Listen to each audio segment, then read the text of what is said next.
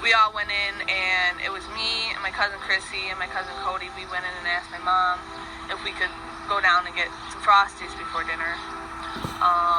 And she said, yeah. Me and Chrissy's walking, and that's when the Lincoln pulled up.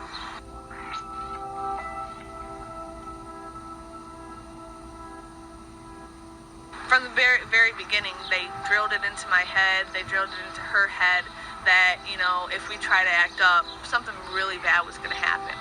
He threw me into the dining room table, busted me up pretty good, but Chrissy, he dragged up the stairs by her hair, threw her down the stairs, and did it again like 3 more times. I didn't want to end up dead, I didn't want her dead, and it be my fault, you know, I mean, it's like they had us completely wrapped, completely controlled, you know, to where we were brainwashed, where we were like, okay, we have to do this or else, you know, something bad could happen. I mean, that's what they did. They just played us off each other, you know, and it worked.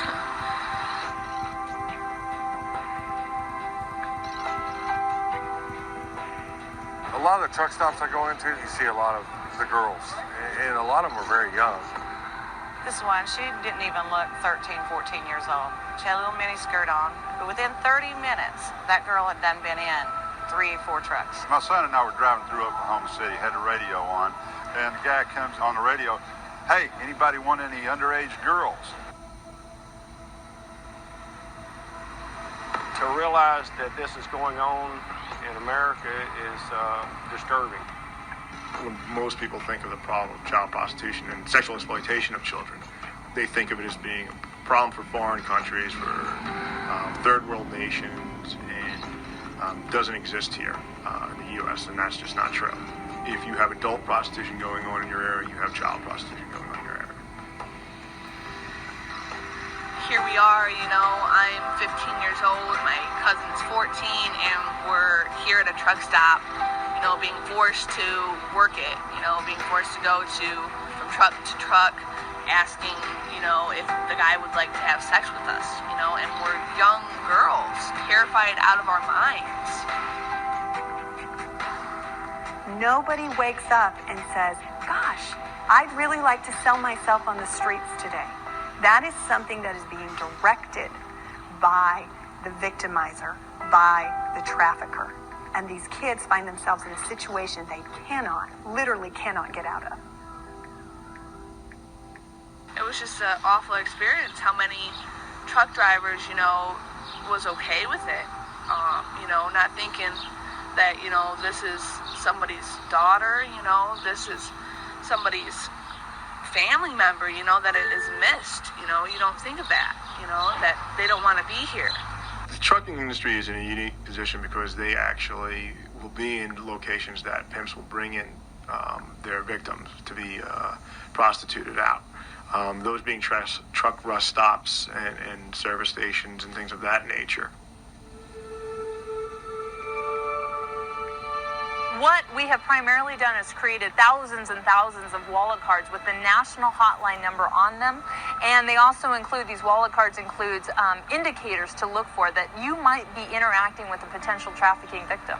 And so what we're asking the trucking industry to do is become aware of this issue and then take action on it. And primarily we want truck drivers to become aware of this because truck drivers are the eyes and the ears of the nation's highway.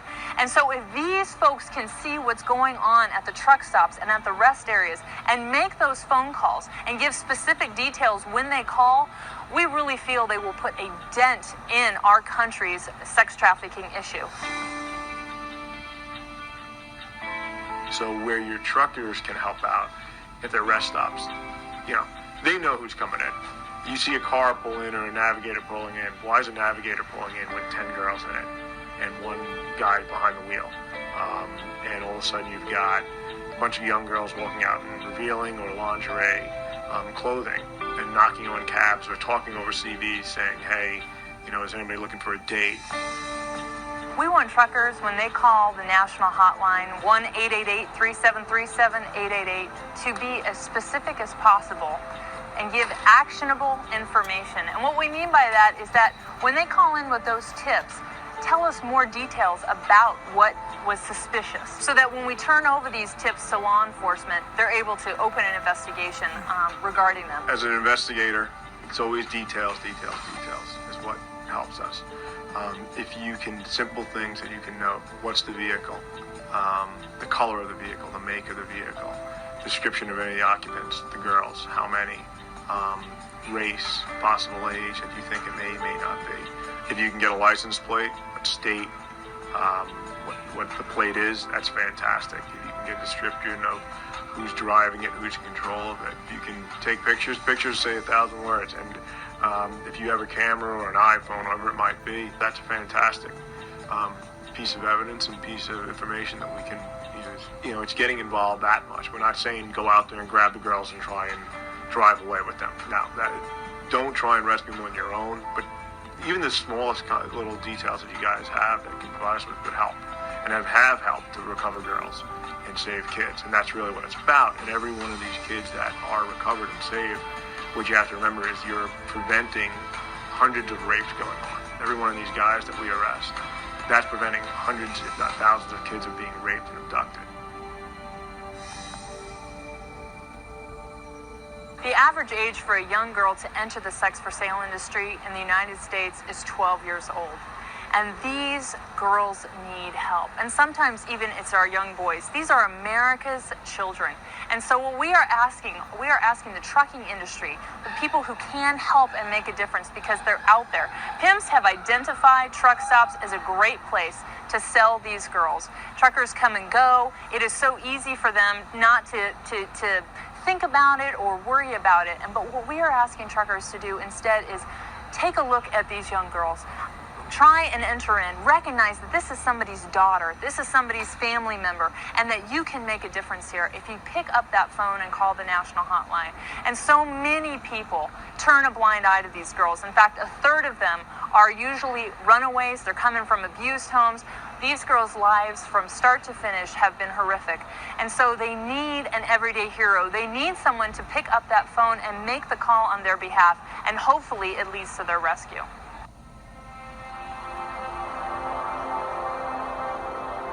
There's 2.4 million CDL drivers in the United States. We need to educate them about what we're talking about right here, human trafficking. We can make an impact. We can change everything that goes on out there by getting involved. Thank God what saved me was that truck driver that called in and said, hey, you know, this is whoever at the TA's truck stop, you know, and we have some girls out here that look pretty young. 911. A couple of girls at the TA at 167 trying to do business out here.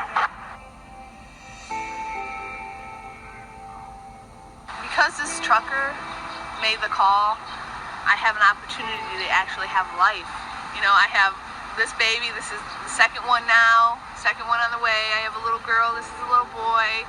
I'm married, you know, to a wonderful guy, and I actually have life. I actually can come back from this. You know, I have a chance to live. You know, to experience things that without what he did for me, you know, a simple phone call. Without that, you know, it would have been total opposite. But here I am. I'm sitting here with my mom. You know, I mean, and that all could have been taken away, but because of, you know, that trucker, I have, you know, a future. Oh, that trucker. The one that made that phone call. I think about him all the time. I have never met him. I don't know who he is, but boy, I owe him a lot.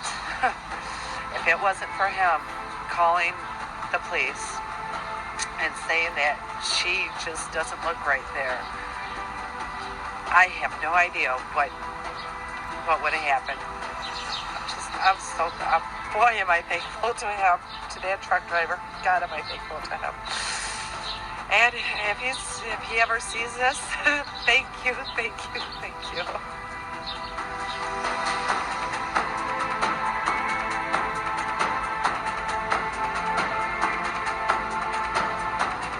Here's what we need you to do.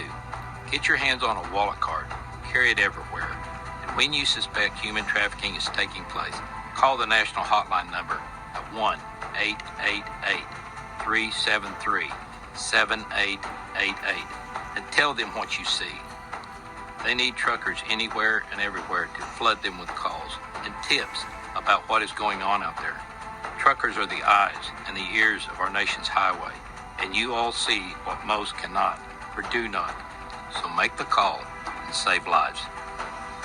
Raise awareness about domestic sex trafficking with everyone you know.